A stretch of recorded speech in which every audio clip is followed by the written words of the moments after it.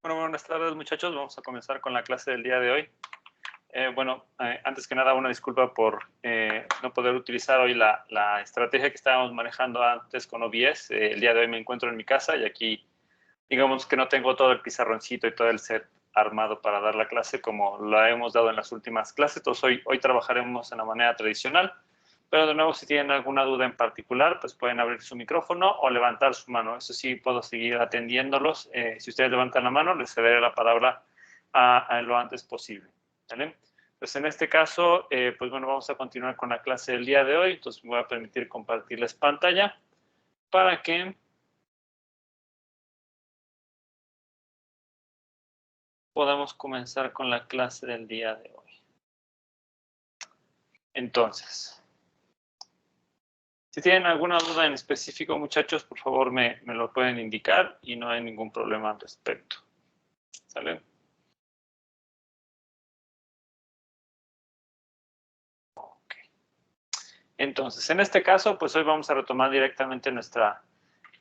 bueno, antes de comenzar, igual les aviso que la razón por la cual ahorita no estoy en mi oficina es debido a que Protección Civil está haciendo una inspección directamente de las instalaciones de Facultad de Ciencia debido al temblor que se suscitó ayer por la noche. Entonces se está revisando que no haya ningún daño estructural directamente en Facultad de Ciencias y entonces, pues, al menos por el día de hoy, pues no está permitido el ingreso de ninguna de las personas. Entonces, si alguno de ustedes tenía contemplado ir a facultad para cuestiones en ventanilla o servicio social, no lo van a poder hacer hasta nuevo aviso. Y se espera que hoy nos emitan un dictamen directamente las autoridades para poder compartirles la información, esperando que podamos retornar directamente a actividades en la facultad el día de mañana. Pero si hay algún contratiempo, también se les estará avisando directamente por la página de la Facultad de Ciencias o directamente haremos una publicación en Facebook de Ingeniería Biomédica. ¿Ok? Pues bueno. Ahora sí, retomando directamente nuestra clase, estábamos evaluando cuáles son los componentes principales que debería de tener un sistema de tomografía computarizada. En este caso, debemos de tomar en consideración que dentro de estos componentes principales no pensaremos solamente en el equipo, sino en un término de infraestructura completa. Y vamos a entender que siempre debe existir el gantry, que es el aparato donde se encuentra concentrada toda la instrumentación del sistema de tomografía computarizada, una mesa de paciente, que es la que permitirá realizar el acomodo del paciente dentro del gantry para la adquisición de las imágenes. Y como estamos trabajando con radiación ionizante de alta energía o rayos X, pues todo este cuarto alrededor del gantry y la mesa de paciente se debe de encontrar totalmente con paredes emplomadas. Dentro de la misma instalación debemos de tomar en consideración el espacio para la consola de control o la computadora de control, que usualmente está aislada del gantry y la mesa del paciente, utilizando algunos vidrios emplomados para evitar cualquier tipo de contacto con radiación ionizante no deseada directamente con el usuario del tomógrafo. En ese sistema, que es totalmente digital, pues se tiene todo el control directamente de los parámetros que se coloca de la fuerza de radiación de los rayos X generada dentro del gantry, el movimiento de la mesa del paciente para su ubicación adecuada y también sistemas de paro de emergencia y de monitoreo de cuestiones relacionadas con el paciente. Adicionalmente, vamos a tener dentro de este lugar un sistema de impresión y respaldo de imágenes, simplemente por cuestiones de normativa, a pesar de que todas las imágenes se pueden trabajar de manera digital sin ningún problema. En este caso es importante contar con un sistema que permita imprimirlas en papel radiográfico, una radiografía convencional. Ahí se pueden estar imprimiendo también las rebanadas de una imagen de tomografía y esas son las que se entregan directamente con el médico. ¿Vale? Pues bueno. A partir de este punto, lo que vimos es que independientemente del tipo de tomógrafo del que pudiéramos encontrarnos, cualquiera lo podemos dividir en dos elementos principales. El diseño instrumental o el hardware del equipo, en donde obviamente los componentes que se tengan van a darle características particulares a este sistema de adquisición de imágenes de tomografía. Y la otra parte es la reconstrucción de la imagen o el software que utiliza para poder hacer la adquisición de estos datos de manera volumétrica. Entonces, el día de hoy vamos a tratar de concentrarnos primero en la parte del diseño instrumental y vamos a llegar más adelante a ver qué tanto vemos respecto de la reconstrucción de la imagen. ¿Ok? ¿Alguna duda hasta aquí, muchachos? Recuerden que si hay alguna duda y yo pregunto y no hay una respuesta en 3-5 segundos, pues asumiré que no la hay y entonces seguiré adelante. ¿Vale? Entonces, ¿dudas, muchachos? Correcto. ¿Alguien tiene alguna duda, perdón? No, decía que por ahora no. Ok, perfecto, gracias. Bueno, entonces, en términos de hardware, debemos de tomar en consideración que el gantry es en realidad el corazón de un sistema de tomografía axial computarizada. Entonces, el gantry es este toroide que nosotros observamos siempre dentro de estas instalaciones y que usualmente siempre tiene una cubierta plástica que permite, bueno, que más bien impide que veamos cuáles son las cosas que se encuentran dentro de este toroide. Sin embargo, si nosotros quitáramos un poco la tapa, se vería más o menos así, en donde tenemos un montón de cosas de instrumentación acomodadas de tal manera que todo pueda estar concentrado dentro de este sistema en específico.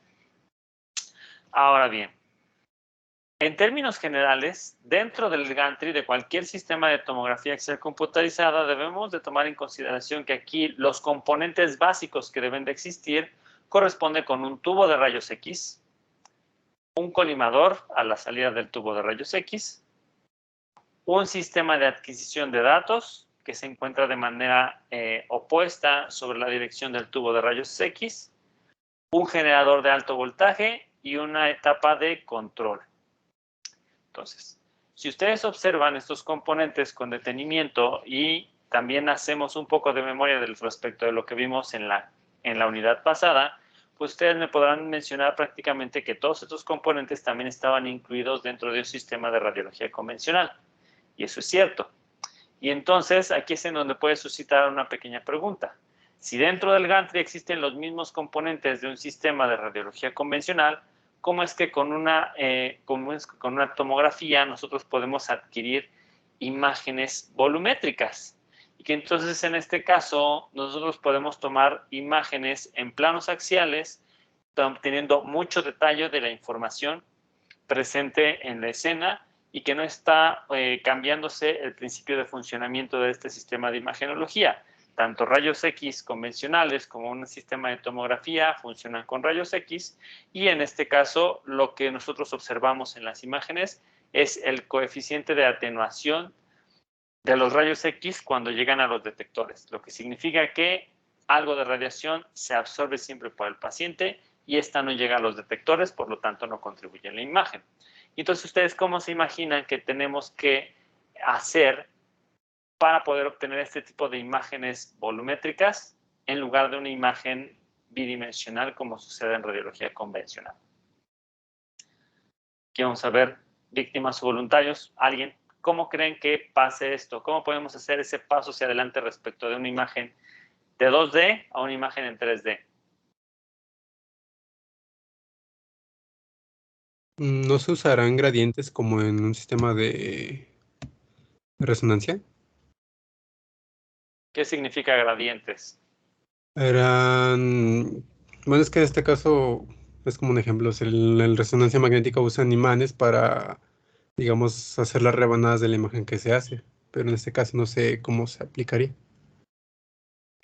No, aquí en este caso no tenemos imanes adicionales. Entonces, se mantiene exactamente la misma instrumentación que tenemos en radiología convencional, pero ¿qué le agregamos? Imanes o gradientes, en este caso, por ahí no va la respuesta, pero gracias por el aporte. ¿Alguien más? ¿Alguna idea de qué tendríamos que agregarle más? Con haces de ¿Qué, rayos. perdón?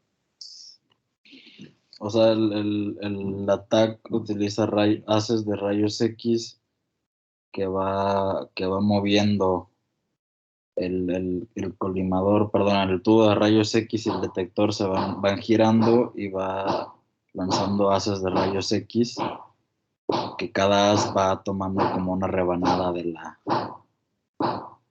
paciente, ¿no? Y esta se va moviendo a través del paciente para tomar varias rebanadas. Más o menos. Gracias, Gerardo. Aquí en este caso vamos a tratar de dar una mejor explicación, pero digamos que a grandes rasgos aquí lo importante corresponde directamente con el hecho de saber que a esta misma instrumentación nosotros simplemente tenemos que agregarle algo de instrumentación que agregue movimientos, ¿sale? toda esa instrumentación que nosotros vemos alrededor del gantry se tiene que mover. Y vamos a ver más adelante, cuando hablemos de la parte del software o de la reconstrucción, el por qué es importante que yo tenga diferentes perspectivas de la información. Vamos a evitar ahorita las palabras muy técnicas, vamos a llamarle como que una perspectiva. ¿Qué significa esto? Que si nosotros pensamos, por ejemplo, que si aquí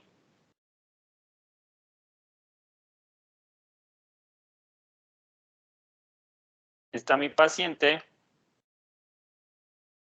imagínense lo que está acostado, este tubo de rayos X y este colimador, ya sabemos que las de rayos X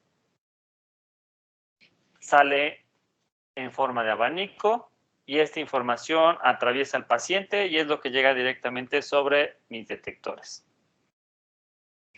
En algún punto, esto es la perspectiva 1, vamos a llamarle así. En este caso, como el gantry está en forma de toroide, básicamente tiene esa estructura para permitir que toda esta instrumentación rote y que si, por ejemplo, en este caso ahora yo pongo mi tubo de rayos X y mi colimador directamente en esta otra posición, aquí ahora yo voy a tener los detectores y tengo una segunda perspectiva del objeto, ¿sale?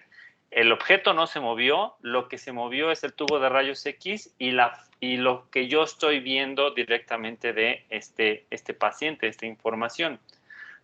Y vuelvo a cambiar de rotación y entonces a lo mejor imagino que estoy abajo y tengo otro haz de rayos X por aquí, los detectores están acá arriba y luego cambio de dirección y yo tengo, lo pinté al revés, perdón. Yo tengo la información directamente ahora en este ángulo de proyección y así me voy moviendo directamente.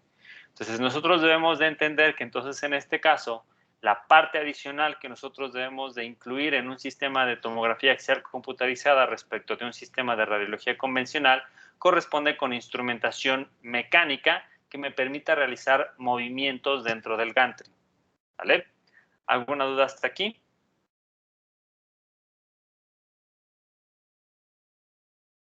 Perfecto. Entonces, esos sistemas mecánicos deben de realizar movimientos a gran velocidad y con mucha precisión para poder hacer cosas relacionadas con traslación y rotación. ¿A qué nos referimos con esto? Vamos a pensar nosotros en la siguiente situación. Ay, perdón, aquí ya me salí sin querer.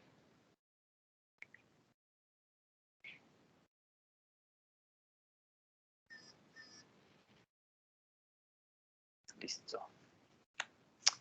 Pensemos en la siguiente situación y ahí me confirman ustedes si ven la animación, por favor.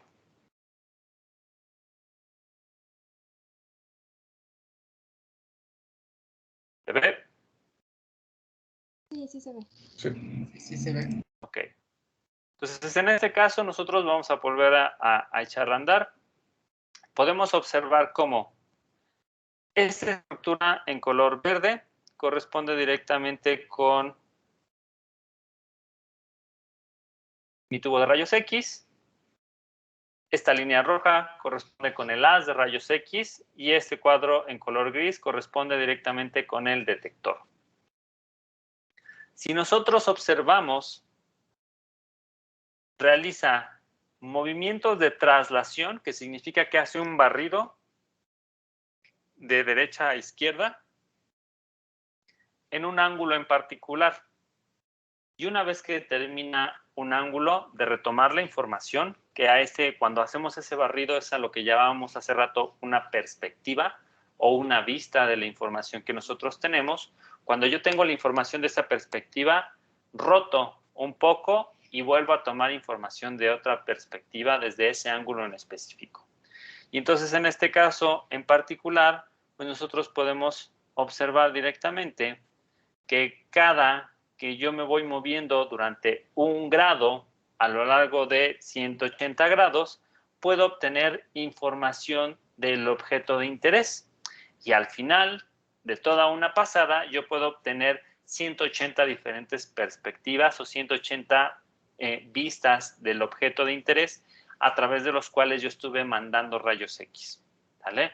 Entonces, este es el tipo de instrumentación que nosotros necesitamos agregar directamente al gantry para poder obtener esta imagen de tomografía computarizada, a pesar de que la instrumentación es prácticamente la misma que un sistema de radiología convencional. ¿Vale? ¿Dudas hasta aquí?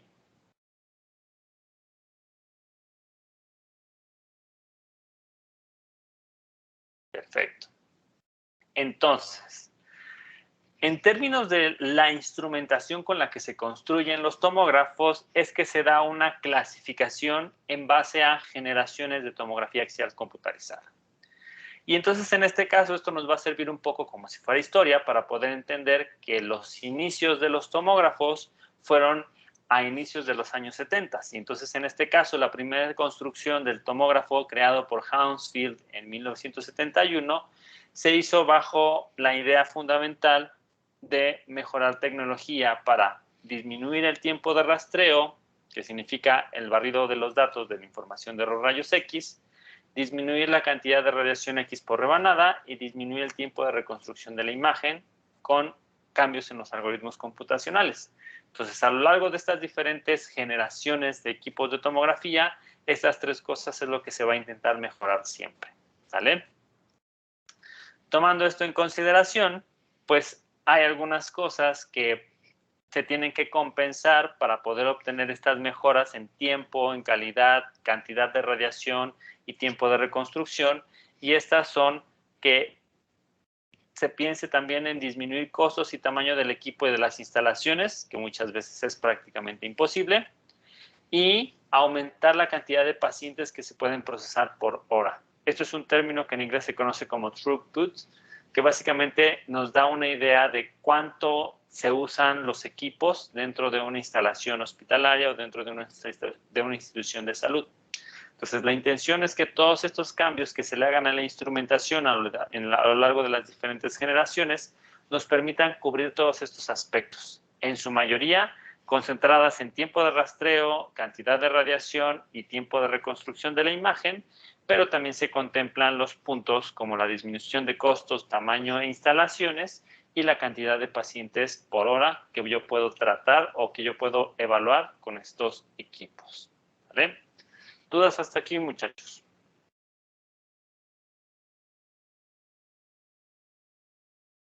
Correcto. Entonces, en este caso, todos estos cambios ahora sí me permiten definir las generaciones de equipos de tomografía axial computarizada. La primera generación tiene las siguientes características, que la primera generación corresponde con la animación que vimos unas diapositivas atrás. Vamos a tener que en esta primera generación yo tengo un solo tubo de rayos X que saca un haz de rayos X súper colimado, y ese haz se conoce como tipo lápiz.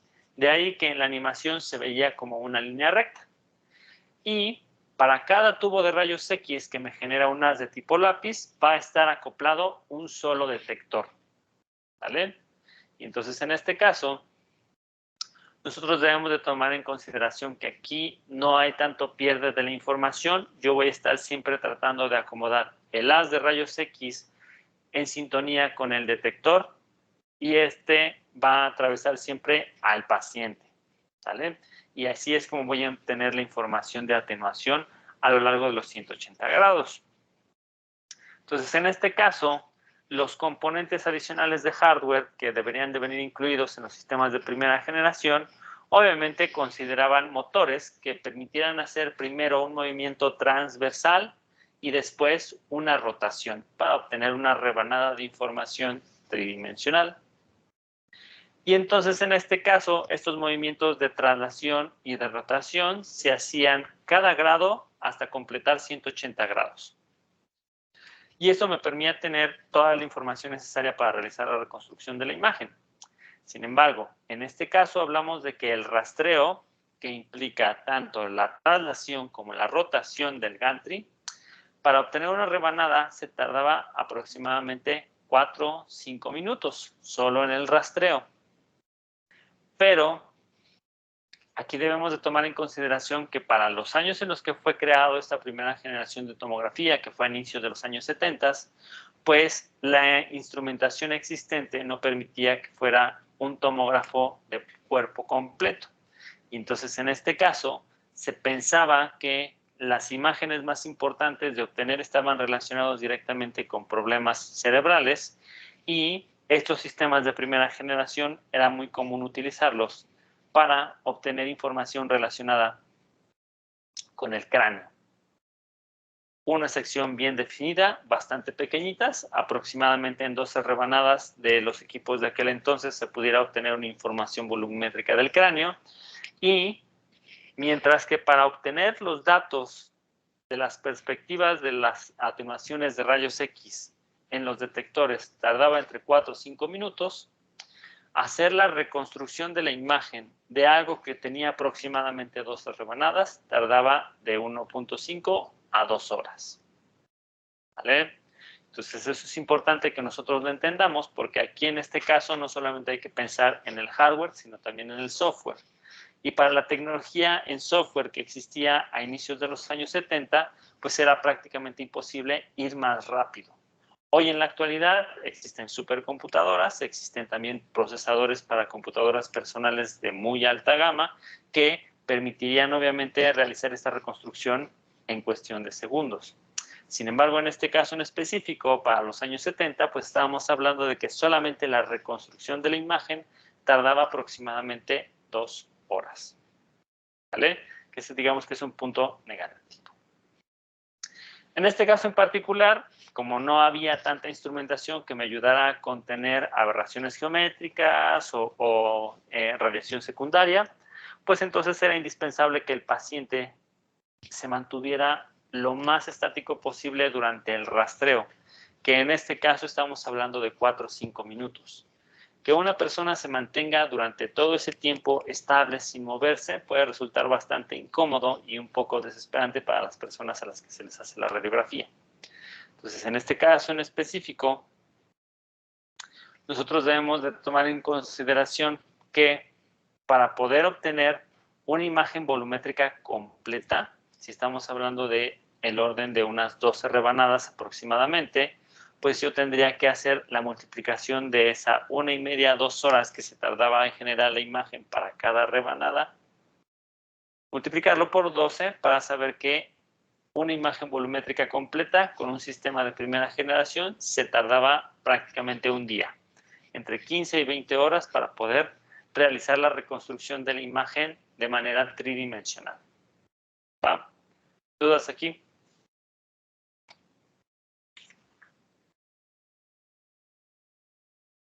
Perfecto. Luego nos vamos directamente a la segunda generación. Entonces, en este caso, también vamos a tener un tubo de rayos X que va a estar rotando dentro del gantry, pero la diferencia más importante es que ahora estaremos utilizando un conjunto de haces colimados tipo lápiz en lugar de uno solo.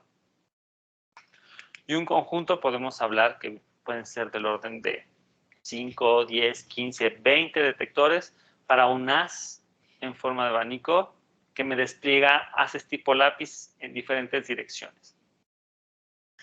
En este caso en específico, el que nosotros agreguemos más detectores y tengamos un mayor campo de visión respecto de lo que correspondía con la imagen que queremos obtener, pues entonces en este caso, este aumento de información me permite generar una rotación mucho más rápida. Y entonces en este caso, ahora yo no quiero tener información durante cada segundo, sino que puedo tener una adquisición al grado 0, rotar 10 grados o rotar 30 grados y hacer la segunda adquisición. Y así me voy hasta completar los 180 a los 360 grados. ¿Vale? Entonces, en este caso, este aumento directamente del abanico junto con los detectores, pues nos está indicando una reducción importante del tiempo y que podemos obtener la información de los 180 grados en menos movimientos. Mientras que en el otro había que cambiar siempre de grado en grado, en el caso de la segunda generación, pues pudiéramos encontrarnos con que los saltos son cada 10 o cada 30, dependiendo de la situación de cada quien. Y utilizando más haces colimados en forma de lápices, se tuvo también una reducción de los tiempos de rastreo aproximados a 50 segundos por rebanada. Entonces, en este caso, era un sistema muchísimo más rápido que permitía obtener imágenes de mejor calidad y que en este caso no privaba directamente al resto del sistema de poder hacer una adquisición de mucho más pacientes y no esperarse horas como sucedía con el sistema de primera generación. ¿Vale?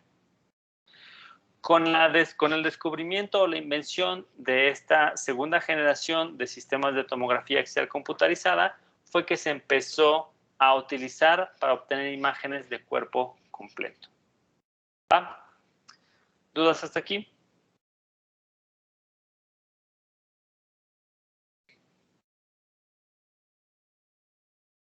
Perfecto. Una representación más visual de cómo era esta segunda generación se observa a continuación, en donde podemos observar que hace prácticamente el mismo movimiento de traslación que sucedía para la tomografía de generación 1, y en este caso podemos observar el conjunto de haces tipo lápiz y que cada uno de estos haces está direccionado o empatado con un solo detector, de tal manera que la información vaya a ser súper puntual. ¿Vale? ¿Dudas aquí?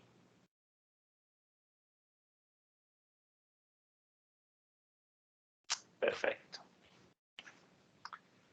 Luego nos entramos en lo que se conoce como la tercera generación. Entonces, hoy en la actualidad aún existen equipos o sistemas de tomografía axial computarizada de tercera generación que se encuentran funcionales dentro de instituciones de salud públicas o privadas. La razón principal, pues, es que obviamente un tomógrafo es un instrumento que cuesta muchísimo dinero. Y entonces, en este caso, mientras siga funcionando, pues, no va a tener un cambio en muchos hospitales de nuestro país. Entonces, la tercera generación ya digamos que puede ser considerada como la primera generación de tomógrafos modernos que podemos seguir utilizando hoy en la actualidad.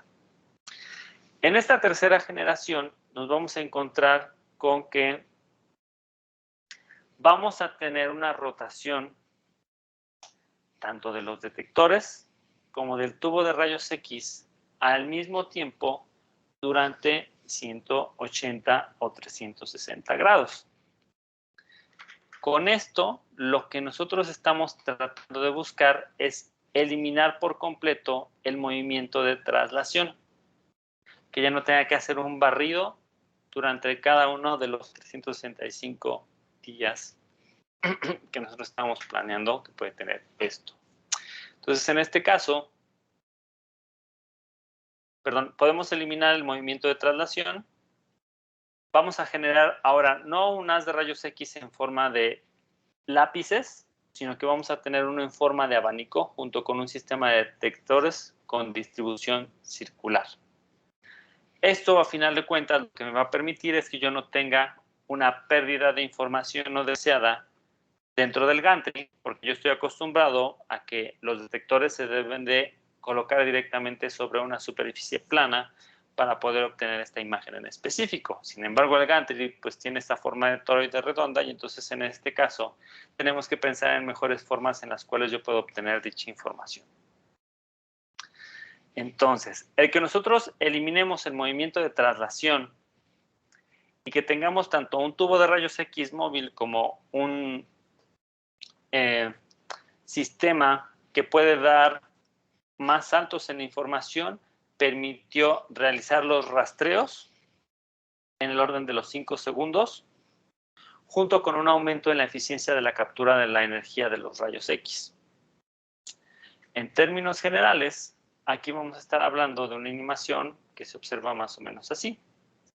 Entonces, en este caso, podemos observar nosotros en esta imagen que existen un par de rieles dentro del gantry donde se van a estar moviendo tanto el sistema de detectores como el tubo de los rayos X. ¿Vale? Entonces, en este caso en específico, nosotros podemos observar cómo el tubo de rayos X saca un haz en forma de abanico y que del punto de origen al punto en el que se captura, tiene un área que abarca bastante considerable. Entonces, en este caso en específico, nosotros podemos observar cómo en todo momento la información que sale del tubo de rayos X de alguna manera llega a los detectores. Y aquí es en donde tenemos este elemento totalmente simultáneo que gira tanto mi gantry y dentro del gantry yo voy a tener mi tubo de rayos X y mi gel sanitizante. ¿Vale? Entonces, en este caso en específico, aquí me permite tener toda la información y este haz en forma de abanico se acopla perfectamente con la curvatura que tiene el toroide del gantry para tener un reacomodo de la información de los detectores en un arreglo semicircular para que tengamos menos pérdida de información. Si ustedes recuerdan en este punto en particular, nosotros pudiéramos pensar un poco en la parte de los detectores que existían en los sistemas de radiología convencional que ya estudiamos. Vamos a ver si nos sale. Y que para unas de rayos X en forma de abanico,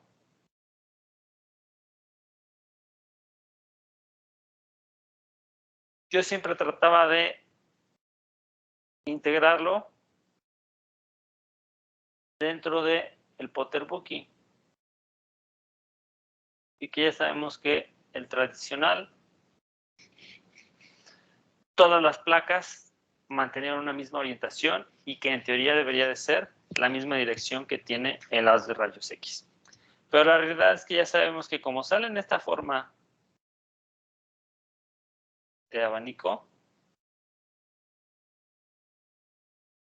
pues también era necesario tener acoplados un conjunto de detectores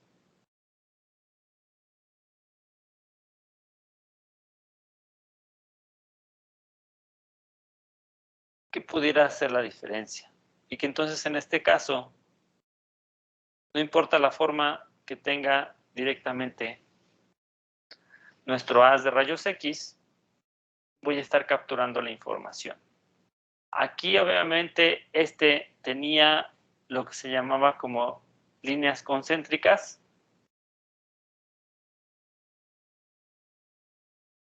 Para poder hacer la diferencia entre los rayos X que llegan directamente en posición perpendicular al tubo de rayos X y aquellos que se tenían que trabajar directamente en los extremos. Entonces, la angulación que nosotros veíamos directamente sobre las imágenes, sobre el Potter Bookie de los sistemas de radiología convencional, es el símil directamente en el que ahora tengamos el anillo colocado en forma de abanico.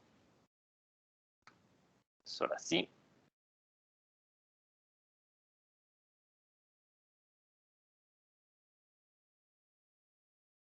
¿Dónde está esto?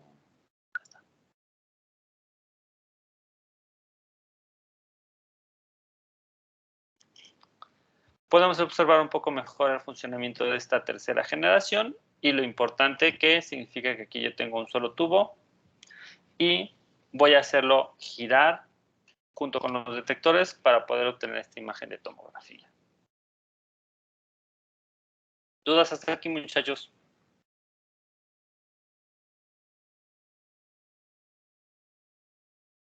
Ok.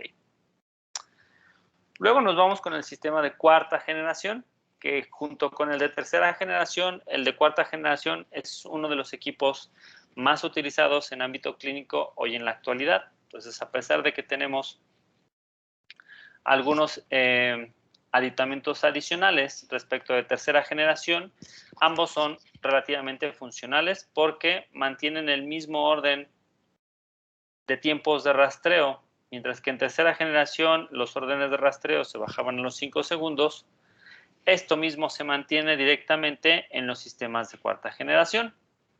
Pero aquí nosotros podemos aumentar la eficiencia de captura de la radiación X, tratando de eliminar la mayor cantidad de movimientos mecánicos posibles existentes durante la adquisición de una imagen. Entonces, en este caso, aquí lo que vamos a tener es que en lugar de que también nuestro semicírculo de detectores se esté moviendo junto con el tubo, pues yo me ahorro un movimiento mecánico y voy a dejar un anillo de detectores fijo alrededor del gantry, por los cuales debería de poder tener siempre una captación, ¿vale? Porque recuerden un poquito que nosotros cuando pensamos que el tubo de rayos X genera ese haz en forma de abanico, lo que estamos considerando directamente es que se mantienen en línea recta directamente todos esos elementos. Sin embargo, la realidad es que eso puede cambiar un poquito, porque ya sabemos que la salida del tubo de rayos X no la podemos controlar como tal. Entonces, mientras que a lo mejor hipotéticamente nosotros lo pensamos como que el haz de rayos X es perfectamente un semicírculo y los detectores también están en esa posición en específico, sabemos que en realidad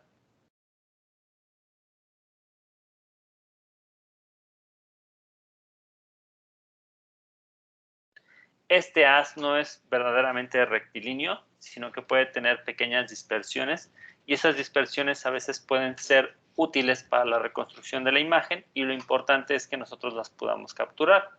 De ahí que la intención es que ahora todo permanezca dentro de un anillo completo de detectores, ¿sale? Así yo estoy considerando aumentar la eficiencia de captura, que no es otra cosa más que trate de que la mayoría de los rayos X utilizados sean capturados por el sistema y empleados para la reconstrucción de la imagen. ¿Va? ¿Dudas hasta aquí?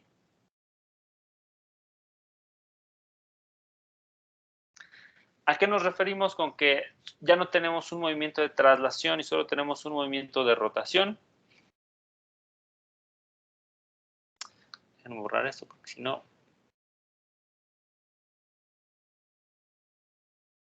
no se va a ver bien el video.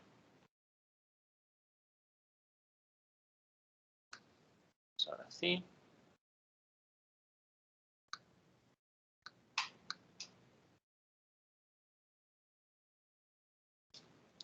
Veamos cómo es la cuarta generación. Entonces, en este caso, nosotros ahora podemos apreciar que todos estos mini cuadritos verdes que se encuentran alrededor corresponden con los detectores del tubo de rayos X. Esta bolita en verde sigue siendo nuestro tubo de rayos X y en el momento en el que nosotros hacemos el encendido del equipo, se genera de nuevo el haz en forma de abanico y tenemos que solamente el tubo es el que realiza un movimiento mecánico. Nos eliminamos totalmente de la translación y se tienen diferentes alternativas para poder hacer uso directamente de esta información, los cuales vamos a ver un poquito más adelante. Pero de momento nos podemos poner con esto en específico. Mismo tiempo de generación de las imágenes respecto de un sistema de tercera generación. Y lo que estamos mejorando es la eficiencia de conversión. ¿Cuántos de los rayos X que yo estoy generando en el tubo son verdaderamente ocupados para el diagnóstico o seguimiento de pacientes con enfermedad de Parkinson?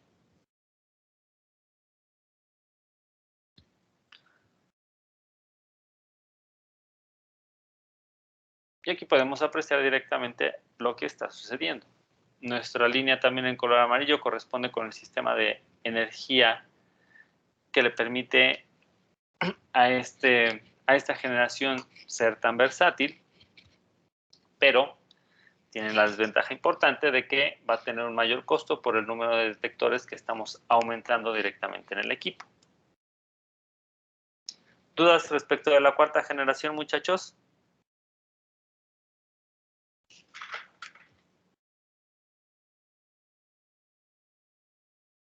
Perfecto.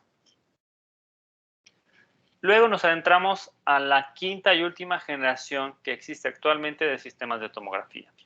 Y a pesar de que lo llamamos como la quinta generación, en realidad le llamamos quinta generación simplemente por cuestiones, de nuevo, de los tiempos de rastreo que yo voy a tener adquiridos. Pero van a existir de dos tipos de quinta generación que son sistemas totalmente diferentes y vamos a entender por qué. El de quinta generación de tipo 1 va a ser un sistema en donde la fuente de rayos X, ya no hablemos solamente del tubo, sino de la fuente, cómo se generan, se vuelve una parte integral del sistema. Antes siempre hablábamos directamente de lo que es el tubo de rayos X, ahora vamos a estar hablando de los componentes del tubo de rayos X. Entonces, en este caso, por ejemplo, Alan, Ubaldo, ¿te acuerdas cuáles eran los componentes básicos que tenía el tubo de rayos X?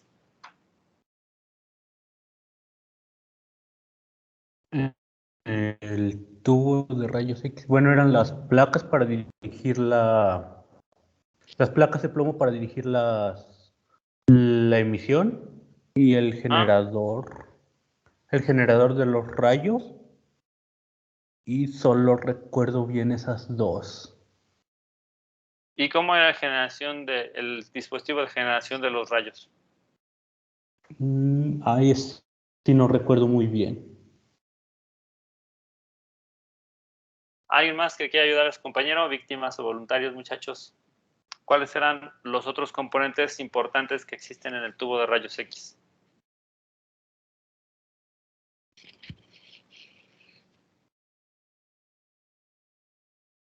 ¿No? ¿Cero víctimas? Perdón, ¿cero voluntarios? Ni modo. Perla, Sánchez, ¿qué recuerdas que eran, o para ti, cuáles pudieran ser los componentes básicos de un tubo de rayos X?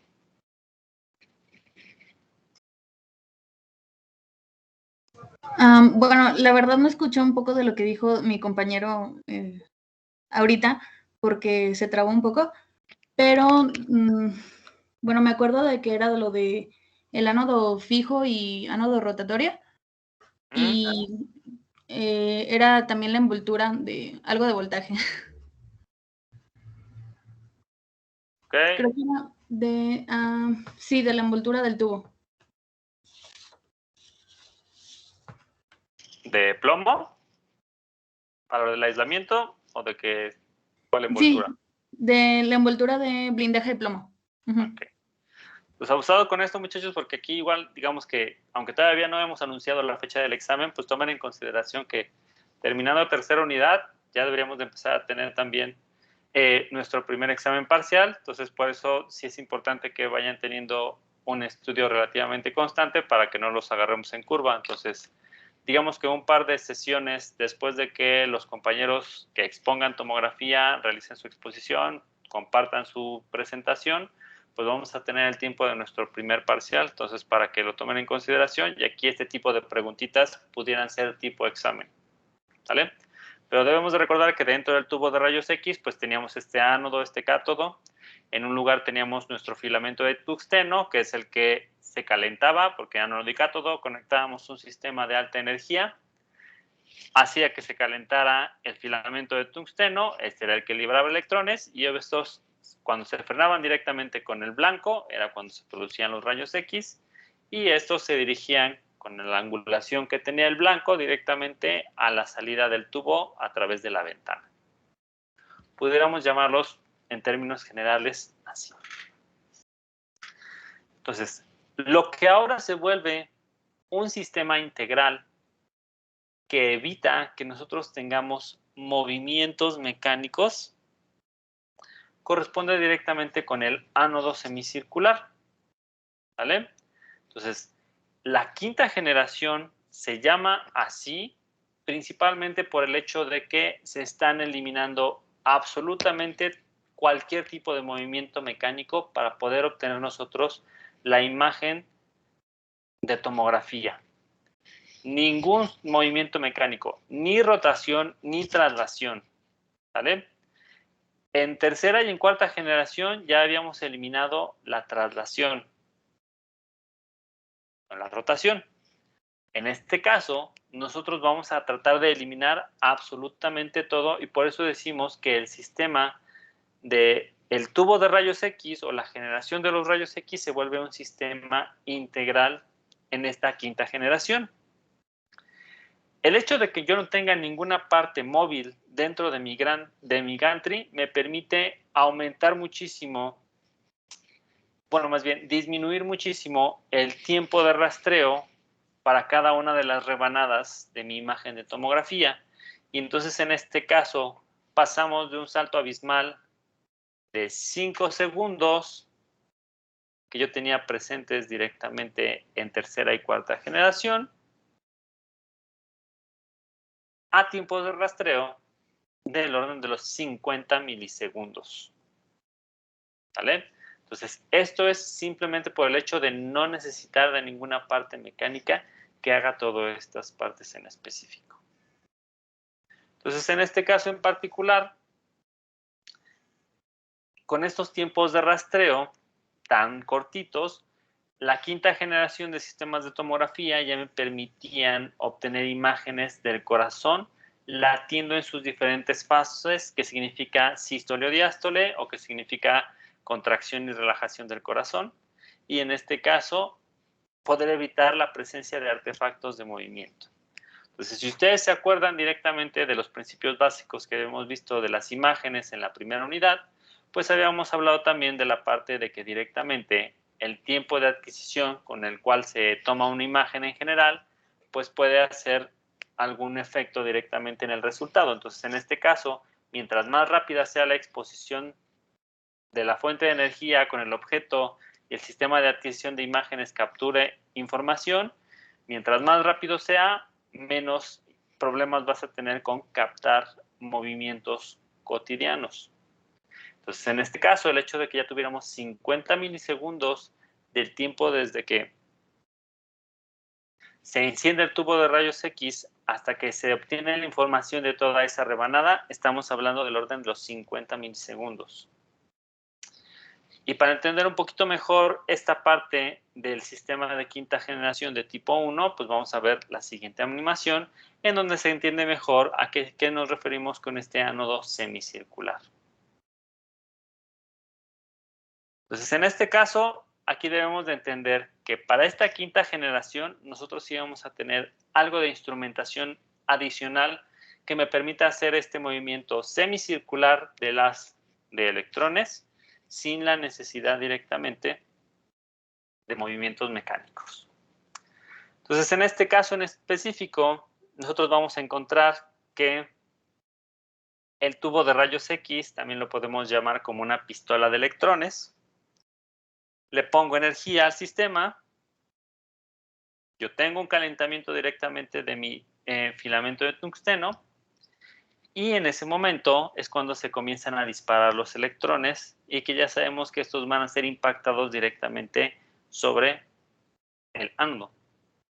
Entonces, en este caso en específico, el ánodo ya habíamos visto que tiene una cierta angulación directamente para poder dirigir el haz de los rayos X hacia el centro de la ventana lo más que se pudiera. Entonces, en este caso en específico, nosotros no vamos a estar moviendo el ánodo, no va a haber un ánodo rotatorio, no va a haber un ánodo, bueno, va a haber un ánodo fijo, pero lo que vamos a hacer es que la construcción de este ánodo o la construcción del blanco, que a final de cuentas el blanco siempre está pegado al ánodo, la vamos a hacer como una placa semicircular. Y entonces en este caso, esa placa semicircular es lo que representa directamente estas líneas verticales que vemos en la parte baja. Y finalmente, esta información sale reflejada con esta orientación en una dirección muy pertinente que atraviese nuestro paciente, por ejemplo, en este caso, en el tórax, y esto puede ayudarme a obtener toda la información. ¿Vale? Entonces, ¿cómo funciona este tipo de quinta generación? Podemos observar nosotros que la pistola de electrones es la parte del cátodo donde se encuentra directamente mi filamento de tungsteno y ya sabemos que todo el tubo de rayos X está inmerso en un ambiente al vacío Y entonces, en este caso, esto me permite hacer algunas manipulaciones interesantes.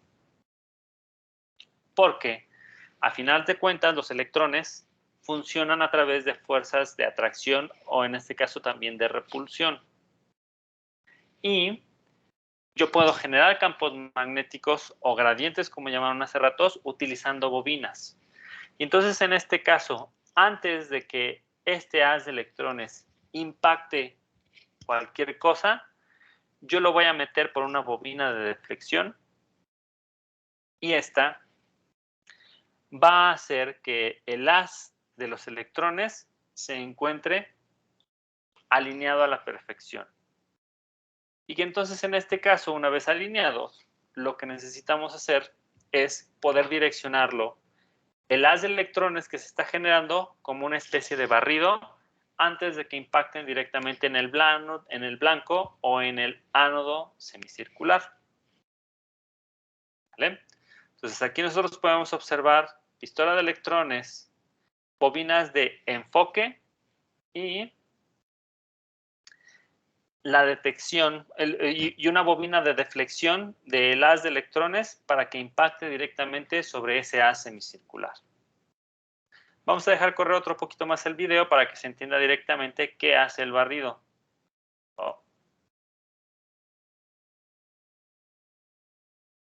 Entonces, en este caso,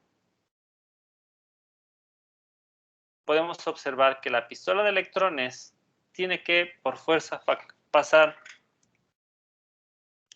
por una bobina de enfocamiento y luego la bobina de deflexión lo que hace es que mueve este haz de electrones como si se formara un haz en forma de abanico y lo único que hace es que impacta directamente en las diferentes superficies que ya teníamos definidas anteriormente.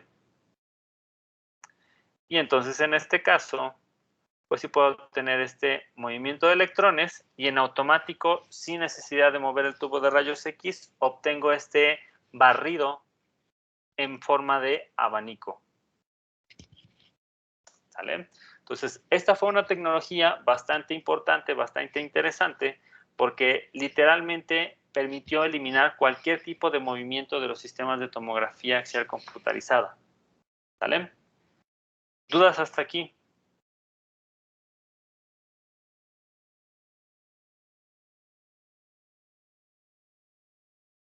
¿Sí entienden el por qué debemos de tener las bobinas, tanto de enfoque como de direccionamiento?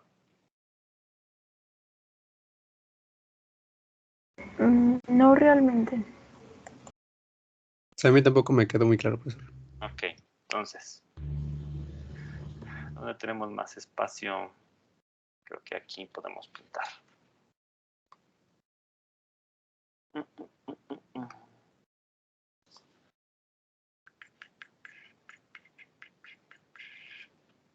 Sería más rápido con el pizarroncito, muchachos, pero hoy no lo tenemos disponible. Pero bueno.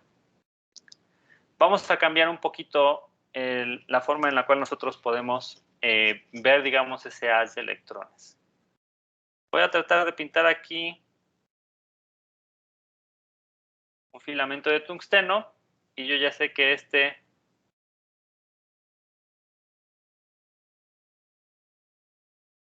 lo que va a hacer es tratar de generar un haz de electrones que en realidad ya sabemos que salen por todos lados. Entonces, la primera bobina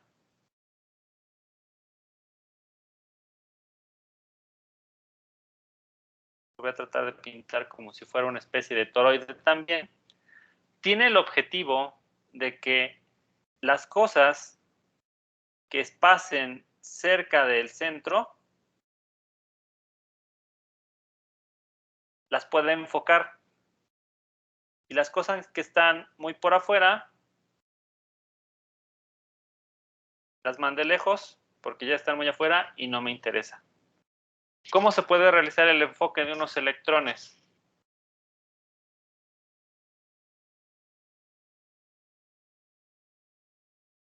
¿Qué puede generarme una bobina?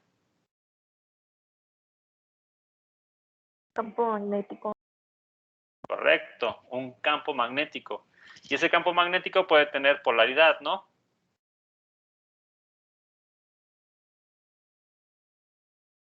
Entonces, si yo asumo que aquí se genera un campo magnético con carga negativa, ¿qué le pasa a los electrones? Se van a repeler, ¿no? Correcto, se van a repeler. Si nosotros lo pensamos, déjenlo pinto más normalito. Pensemos en un electrón que está aquí, carga negativa, y esto también tiene una carga negativa, hay una repulsión. Y el lugar más alejado por el que se puede ir este electrón que se encuentra dentro de esta bobina de enfoque es el centro. Si se mueve un poquito más lejos, va a haber una fuerza de repulsión directamente con esta parte de la bobina y se regresa al centro. Si se encuentra en esta dirección, se regresa al centro. Entonces, el lugar más alejado de cualquier punto de carga de esta bobina que genera un campo magnético negativo es el centro. Y por eso se dice que es de enfoque, porque lo que hace es que todos los trata de acumular en el centro, porque existe una fuerza de repulsión que hace que esos electrones siempre se muevan al centro. Todos los que estén pasando por el centro directamente de esa bobina. Los que están por afuera, eso sí los vamos a perder y no va a ser información útil directamente para la imagen. Los que están dentro de, o cerca del centro de esa bobina, los voy a enfocar. ¿Vale? ¿Dudas aquí?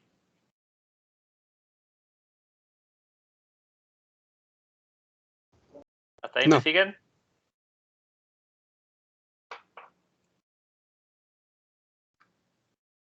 Si no me siguen, me avisan, muchachos.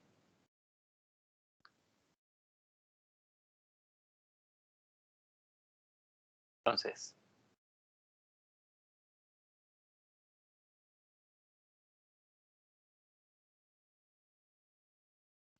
vamos a hacerlo un poquito más chiquito para que nos quede todo.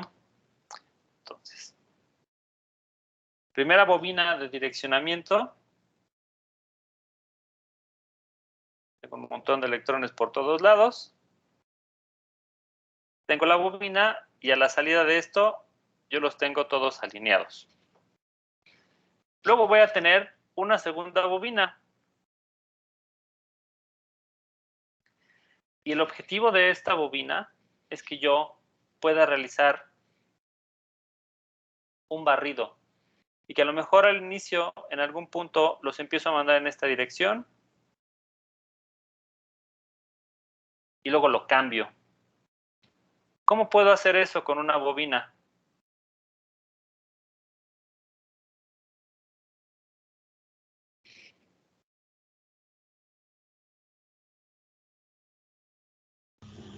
Cambiando su corriente. Correcto.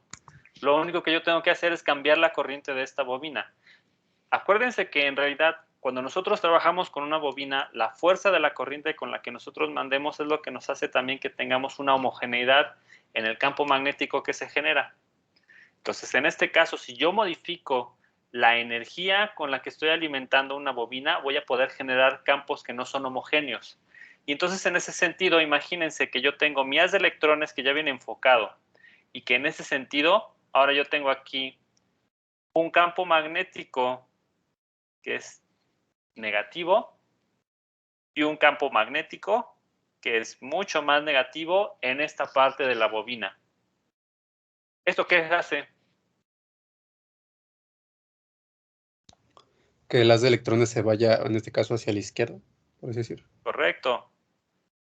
No va a llegar al borde porque existe todavía repulsión directamente con estos, pero como yo tengo una mayor carga negativa en esta parte de la bobina, el haz de electrones va a cambiar su dirección y ya viene enfocado y yo lo direcciono directamente en esta posición.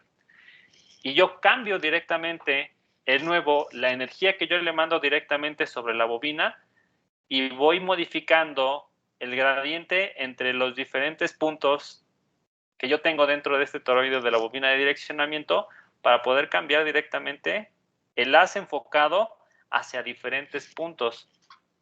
Eso significa que para el haz de direccionamiento, la forma de mi corriente debe ser constante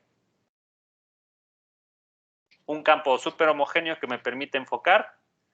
Y en la bobina de direccionamiento yo tengo una corriente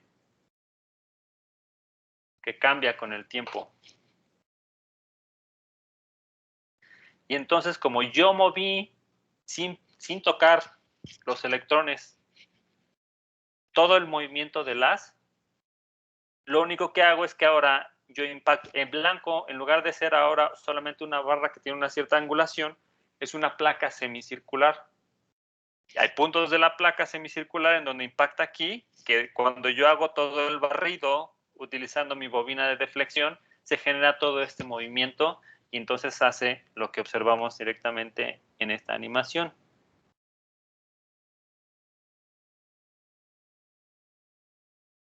Ay, dejen borro esto porque ya se quedó aquí.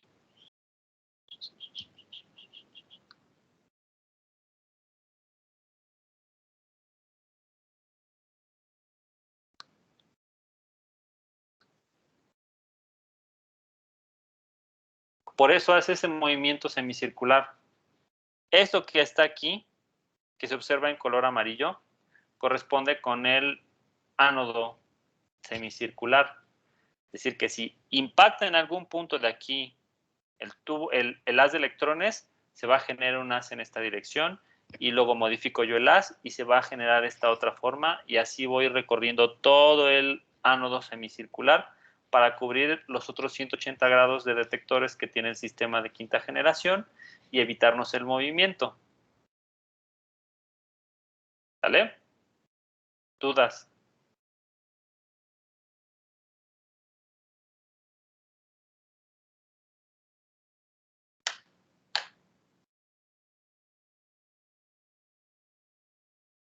¿No? ¿Todo claro? ¿Todo oscuro?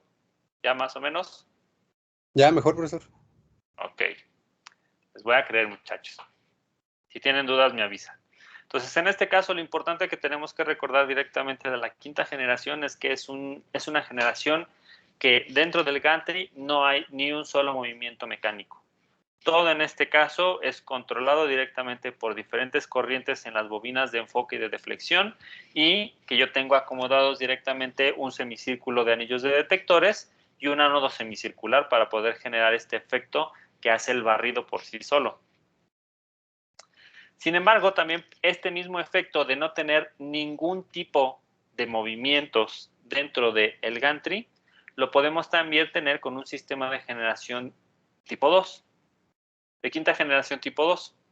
Entonces, en este caso, es de nuevo el objetivo de buscar eliminar cualquier tipo de parte mecánica que esté dentro del gantry y con esto eliminamos cualquier tipo de ruido que pudiera estar causado por estos movimientos externos. Entonces, para poder hacer el mismo efecto que teníamos con el tipo 1, pues lo que yo tengo que hacer es colocar muchos tubos de rayos X y todos prenderlos al mismo tiempo y obtener información de todos lados. Entonces, de este no tenemos una imagen como tal o una animación en específico, pero vamos a tratar de dibujarla. Disculpen si no le entienden mucho a mis dibujos, muchachos, pero están medio feos. Entonces, anillo de detectores completo, fijo 360 grados.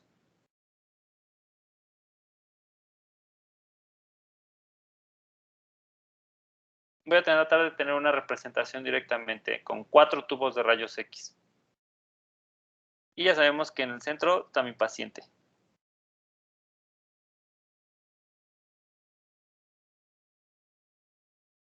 Medio acostadito.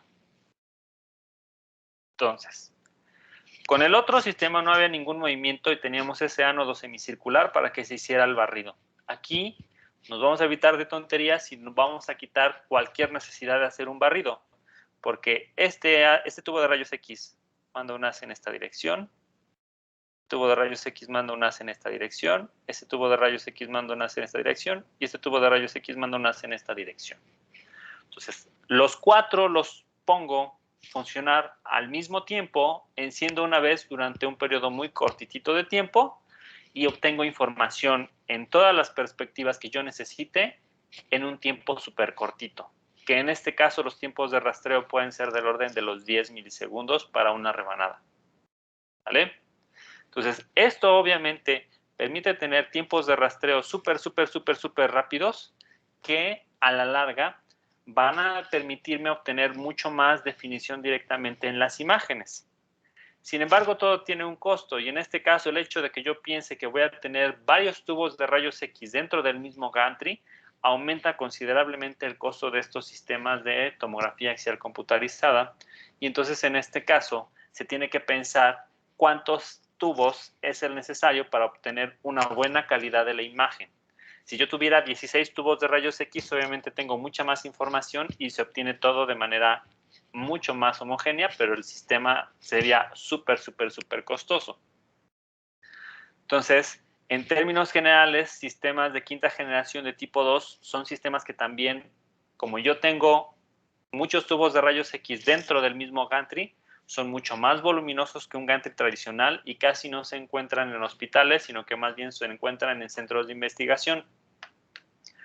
Ahí en Europa, en Milán, donde yo estaba haciendo el doctorado, ahí había un centro de investigación donde tenían uno de quinta generación que tenía 8 tubos de rayos X y era un súper monstruote. O sea, para subir al paciente había que subir una escalera porque la cama estaba súper alta o sea, teníamos aproximadamente como yo creo que 1,5 metros del piso a donde iniciaba el hueco del toroide para poner ahí directamente al paciente. Entonces había que subir una escalera para que la cama subiera ese 1,5 metros antes de que se acostara el paciente.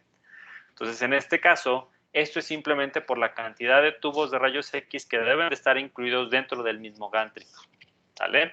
Para poder obtener este tipo de cosas, pero también es posible y es otra alternativa con la cual podemos quitar cualquier tipo de movimiento directamente de los sistemas de tomografía axial computarizada. ¿Dudas hasta aquí? En estos casos, ¿la manera de recabar la información es la misma que en los anteriores? Sí, igualita. No. O sea, aquí, de hecho, para cualquiera de los sistemas que hemos visto, generación 1, 2, 3, 4 y 5, la forma de adquirir los datos es la misma. Mi anillo de detectores, ya sea uno o ya sea un anillo con muchos o ya sea semicircular o como sea, funcionan de manera similar y ahorita lo vamos a ver un poquito más adelante. Todo es función exactamente que rayos X. Yo tengo un haz de rayos X generado en el tubo, le atravieso mi objeto de interés, los rayos X que salen de ese paciente son los que impactan en los detectores y esa es la información que a mí me sirve para la reconstrucción de la imagen. Entonces la interacción que veo es la absorción de los rayos X debido a la densidad de los objetos que existen en este caso en el paciente. ¿Sale? Vamos a ver cómo funcionan los detectores aquí, que son muy similares a los de rayos X convencional, solamente que tienen un poco de más tecnología para poder tener una mejor eficiencia. ¿Vale? Pero lo único que cambió en términos de los detectores de la información es el número y cómo están organizados. Primera generación, 1 a 1, un haz tipo lápiz, un solo detector y por eso tenía que hacer traslación y rotación. Segunda generación, un conjunto de detectores con un conjunto de haces tipo lápiz, pero van 1 a 1. Tercera generación, un arreglo de detectores semicircular con un haz en abanico. Ahí ya no va 1 a 1, pero digamos que sí hay forma de cuadrar la información. Cuarta generación, anillo completo de detectores y giro mi tubo de rayos X en forma de abanico. Y quinta generación, si es el tipo 1, semicírculo de anillos de detectores fijos con ánodo semicircular. Y en este, anillo completo de detectores con muchos tubos de rayos X para generar las cosas. ¿Vale? ¿Más dudas? Profe, Sí. ¿y cuánto dura pues al momento del paciente estar acostado, cuánto dura ahí para hacer ¿La la adquisición toma? completa? Sí, Hagamos cuentas, por ejemplo, si estuvieras en uno de estos de quinta generación que tarda 10 milisegundos o 50 milisegundos y es una adquisición, por ejemplo, de cabeza, si es de muy alta resolución, usualmente estamos hablando del orden de unas 25 rebanadas en los sistemas actuales. Entonces son 25 veces estos 50 milisegundos. Entonces estamos hablando de muy poco tiempo, del orden de los minutos. Para los de tercera y cuarta generación, que son los más comunes dentro de los hospitales, que se tardan aproximadamente del orden de los 5 segundos para obtener la información de cada rebanada, pues entonces de nuevo también hay que multiplicar esos 5 segundos por el número de rebanadas que vayamos a tener. Las imágenes de tomografía de cuerpo completo o de tórax, estamos hablando usualmente que son del orden de entre las 50 y las 200 rebanadas. Entonces, en este caso, pues aquí sí estaríamos hablando del orden de unos 5, 20 minutos, no más. De hecho, sí hay algunos protocolos establecidos en algunos hospitales en donde las personas no pueden estar dentro de o un tomógrafo o un resonador más de 20 minutos. En el tomógrafo sí hay radiación ionizante de alta energía que puede ser peligrosa para mi paciente. En la resonancia no, pero se manejan los mismos estándares, ¿sale? Entonces es el número de rastreo que tarde en una rebanada por el número de rebanadas que se vaya a tener en la imagen. Y el número de rebanadas es una cosa que ajusta el técnico directamente cuando hace la adquisición, porque pueden ser imágenes de resolución normal o de baja resolución, que significa que tienen un espaciado en la dirección de Z, es decir, entre una rebanada y otra, cuánta distancia te separaste, y puede haber 5 milímetros y en algunas pueden ser 0.5 milímetros. Entonces, en este caso es ahí donde puede variar directamente la duración del estudio. Y depende de si es de cabeza, de tórax, de brazo, de abdomen, de alguna extremidad superior. Ahí sí depende completamente de la anatomía y de la resolución que quieran tener. Pero los de tercera y cuarta generación, que son los que actualmente todavía se encuentran en los hospitales, pues nos hablan siempre de que las adquisiciones de las imágenes de tomografía deben de durar del orden de los minutos. Primera y segunda generación, pues sí eran cosas un poco más complicadas porque, pues aquí, por ejemplo, en segunda generación se tardaba 50 segundos por rebanada. Si eso ya lo multiplicas por 100 rebanadas, ya es un tiempo muy, muy, muy, muy alto que usualmente no se va a permitir, más de una hora. Primera generación, de 4 a 5 minutos por rebanada, significaba que el estudio tardaba 1.5 a 2 horas solamente del rastreo. La reconstrucción de la imagen, de 15 a 20 horas, que son cosas distintas. Todos estos tiempos que estamos hablando son cosas para obtener la información para después hacer la reconstrucción de la imagen. ¿Vale? Sí, gracias, ¿Dudas profesor. hasta aquí, muchachos? ¿Más dudas? Profesor, de esto mismo que dijo que pues, se puede tenernos un máximo de 20 minutos en la exposición al tomógrafo, ¿qué pasa si un paciente se mueve y arruina la imagen o así? ¿Qué procede en esos casos?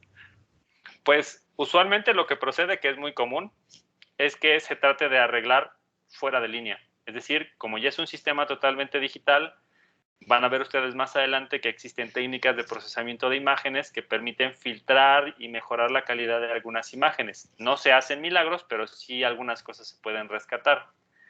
Y también la ventaja directamente de los sistemas de tomografía es que no es como en rayos X, que si te mueves, en el momento de la imagen ya se fregó toda la imagen. Aquí probablemente te encuentres con muchas rebanadas que sean funcionales y con alguna sección en donde no, porque se movió y ese es el momento en específico en donde esas imágenes se tomaron y hay un poco de imágenes borrosas o desenfocadas o con artefactos, pero no es casi, o sea, es muy raro que vayas a tener una imagen de tomografía completa, que todas las rebanadas tengan algo mal. Entonces, en este caso, la ventaja es que como tienes muchas rebanadas, solamente una pequeña sección se pudiera afectar si hay el movimiento de un paciente y se trata de arreglar con procesamiento de imágenes fuera de línea o si es posible, pues se eliminan después de la adquisición de la imagen y te quedas con la parte que sí te funcionó. Ok, gracias. ¿Alguna otra duda, muchachos?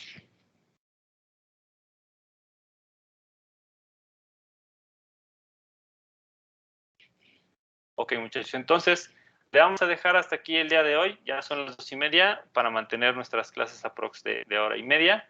Y pues bueno, entonces en este caso, una disculpa que hoy no pude estar directamente en la universidad. Creo que voy a pensar en traerme mi set también aquí a la casa para poder dar las clases como lo estábamos haciendo allá en la universidad, también aquí desde casa, a ver si se puede. Pero yo espero que sí ya den el aviso de que podemos regresar a Facultad de Ciencias mañana, y si no, pues nos estaremos viendo por aquí desde casa. Espero no sea mucho inconveniente, muchachos.